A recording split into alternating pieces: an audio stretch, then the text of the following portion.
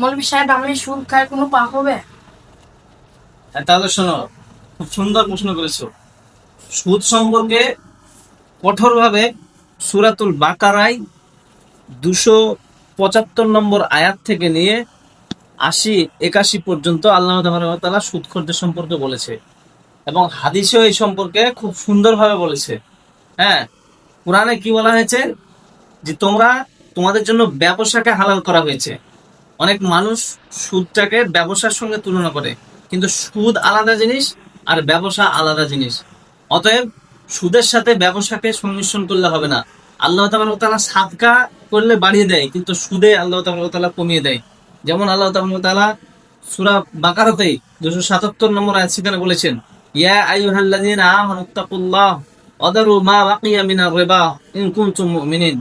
হে মুমিনগণ, তোমরা যদি আল্লাহ তাআলাকে ভয় করো, তাহলে তোমরা সুদ খেও না, সুদটাকে ছেড়ে দাও যদি তোমরা মুমিন হও। হ্যাঁ, সুদটাকে আমাদের জন্য আল্লাহ তাআলা হারাম করেছেন। এবং এই বিষয়ে হাদিসেও খুব, এবং ওই আয়াতগুলোতেই যদি আমরা সুদ খাই তাহলে যুদ্ধ ঘোষণা করা হবে, আল্লাহ এবং আল্লাহ রসুলের সাথে যুদ্ধ ঘোষণা করা হবে। আমি একজন মুসলিম হয়ে কি এটা চাইবো যে আমি আল্লাহ আল্লাহ রসুলের সাথে যুদ্ধ করি? কখনোই চাইবো না।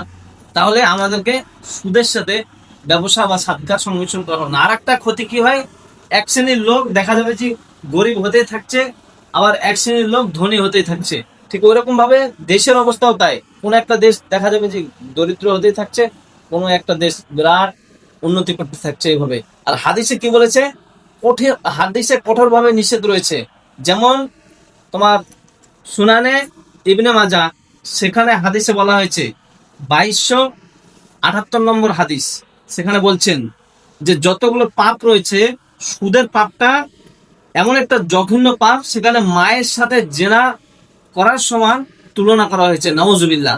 তাহলে এই মায়ের সাথে জেনা করা কথাটা আমরা মাথায় চিন্তাও আসে না, কিন্তু বললে আমরা বলেছি কি বেয়াদব, কি অশ্লীল কথা বলছে, হ্যাঁ অকথ্য ভাষায় কথা বলছে, তাই বলে আমাদের কল্পনা তো আসে না। কিন্তু আমরা এরকম জঘন্য তুলনামূলক পাপ কিন্তু আমরা এই সুদের মাধ্যমে করছি। তাহলে আমরা কি সুদ খাওয়া কি আমাদের ঠিক হবে, উচিত হবে?